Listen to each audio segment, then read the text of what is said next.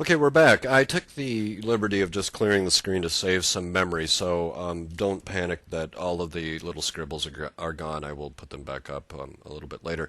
But where we need to go now is into decoding and fluency in depth, starting with letter-sound correspondence, which remember is at first grade. And then we'll move through the rest of these areas of onsets and rhymes, phonics, simple polysyllabic words, and fluency.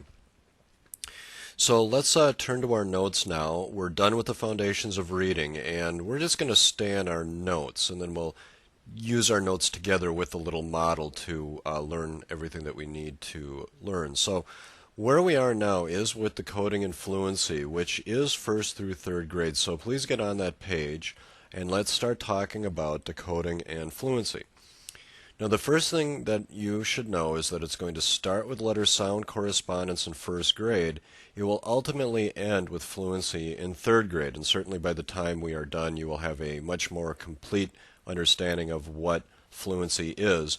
But the place that we start is with letter-sound correspondence, and we start with something called the alphabetic principle. Now, I'm going to do quite a bit of shorthand on here, and I'll repeat things so you can write them down. But when we start with the alphabetic principle, what we're trying to convey is that one letter stands for one sound. So one letter will stand for one sound. Now, that is going to be a nice starting point because it makes sense for a number of words. Like A is for ape.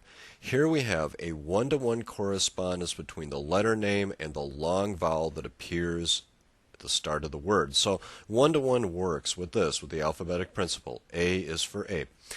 B is for bee. Well, that letter, name, and the first sound heard in that word is just B, and that's how I'll transcribe B. That's not really how you do it, but for our purposes that'll suffice. So there's a one-to-one correspondence between the letter name and the initial sound heard in the word, and the same is true with city. C, city.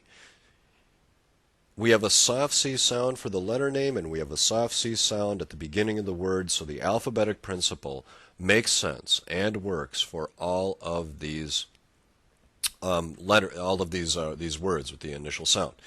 Well, the problem is that English is not phonetically regular. We have to then move beyond the alphabetic principle so that the child can understand that it isn't just one sound associated with a letter, but many sounds can be associated with a given letter. Like A is for ape, that's true, but A is also for apple.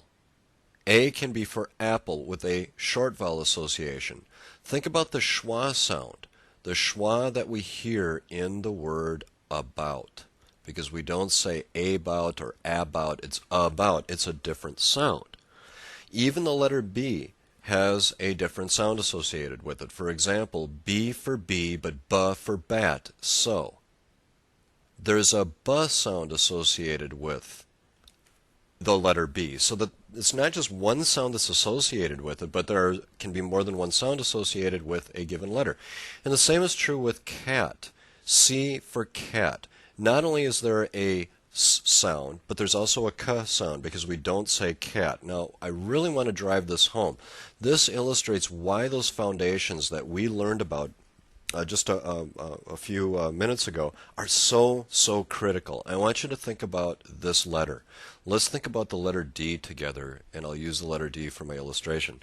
The letter D actually has two different sounds associated with it, two allophones. These allophones can be heard in this word. You can write down, if you would, worked, and that's how I'm spelling work today apparently, worked, and in the word tagged. Now let's look at D in both of those environments if we could. If you say worked, there's actually a T sound associated with that letter D. Tagged, you can hear a D sound associated with that letter D. Well, what's going on in here? Well, if you want to understand this, just put your hand gently on your throat and say worked. In this case, that consonant has no voice. What does that mean? Say it again. Worked. Your throat doesn't vibrate. Since your throat doesn't vibrate on that consonant, guess what? The D will not vibrate. Now think about tagged. If you feel your throat, that G, or both of those G's together, are vibrating. That is going to make this D also vibrate. And that's why in one case you get a T sound, no voice, and a D sound with voice. Now this illustrates the foundations clearly. If the child has no concepts about print and is not able to identify the letters, well, there's no point in even beginning with this. But at the same time, if the child lacks phonemic awareness, the awareness of phonemes, and the ability to segment, then they're going to have a very difficult time with sound-letter associations. So to sum this up, the foundations are not just there arbitrarily. They serve a purpose, a very important purpose. That very important purpose, if you look at your model, is simply to exit a child with the ability to name letters and the ability to identify individual sounds in a word so that by first grade or in first grade they can learn what you're looking at on the screen right here.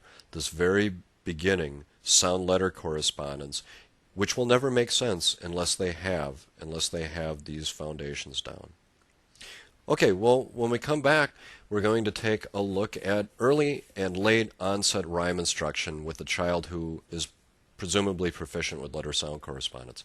See you back here in a second.